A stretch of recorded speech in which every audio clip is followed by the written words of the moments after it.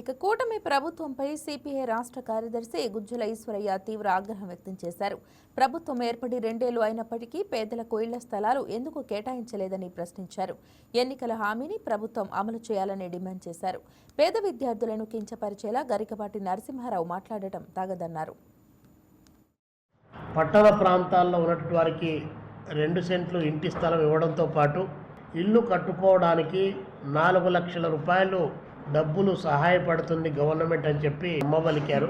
కానీ తీరా 2 సంవత్సరాలు కావస్తా ఉన్నా కూడా ఇప్పటి వరకు దీనిపైన ఒక నిర్దిష్టమైనటువంటి ఆలోచన కానీ దానికి సంబంధించి ఇదో పలాని చోట పలాని జిల్లాలో ఇన్ని ఇల్లు ఇచ్చామనేటువంటి అంశం కానీ ఈ కూటమి ప్రభుత్వం ఏమాత్రం కూడా ఇవ్వకుండా పెద్ద ఎత్తున రాష్ట్ర ప్రజలను మోసం చేసిందని చెప్పాలి.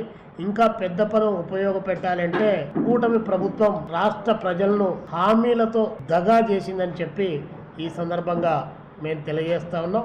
మరి ఈ నేపథ్యంలోనే ఈ కూటమి ప్రభుత్వం అధికారంలోకి వచ్చినటువంటి తొలి రోజుల్లో ఈ ప్రభుత్వం ఊపిరి పీల్చుకోవాలి, ఈ చాలా పెద్ద ఎత్తున మంచి చేయడానికి అని చెప్పేసి ఒక విజనరీ ముఖ్యమంత్రిగా ప్రకటించుకున్నటువంటి చంద్రబాబు నాయుడు గారు హామీని నెరవేరుస్తారని చెప్పేసి మేము కూడా దాదాపు ఒక 8 మాసాల పాటు సమయం ఇచ్చి ఆ సందర్భంలో ప్రభుత్వానికి విజ్ఞప్తుల ద్వారా వేల అప్లికేషన్లు, ప్రతి జిల్లాలో కొన్ని లక్షల అప్లికేషన్లు లబ్ధిదారులు అన్నీ కూడా ఇవ్వడం జరిగింది.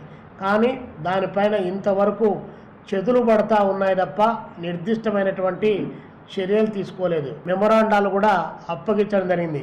నాకు 2 మాసాలు టైం ఇవ్వండి, మొత్తం ఎవ్రీథింగ్ సార్ట్అవుట్ చేసి అందరికీ దీనికి కావాల్సిన పద్ధతిలో మేము ప్రభుత్వ నిర్ణయం తీసుకుంటామని చెప్పేసి వారు చెప్పారు. ఇప్పటికీ 22వ మాసంలోకి అడుగు పెట్టాం. అంటే మనం 2 సంవత్సరాలు కంప్లీట్ అవుతా ఉన్నా కూడా ఈ కూటమి ప్రభుత్వం ఇల్లు, ఇంటి స్థలము, అదేవిధంగా ఇల్లు కట్టుకోవడానికి 4 లక్షల రూపాయలు డబ్బులు అన్నటువంటిది అది ఒక మిథ్యగా మారిపోయినటువంటిది ఈరోజు కనిపిస్తుంది. నిరుద్యోగ సమస్య పెరుగుతూ ఉంది. పార్టీ సిపిఐని ప్రజలు ఆదరించమని చెప్పేసి స్థానిక ఎన్నికల్లో మేము కోరుతా ఉన్నాం.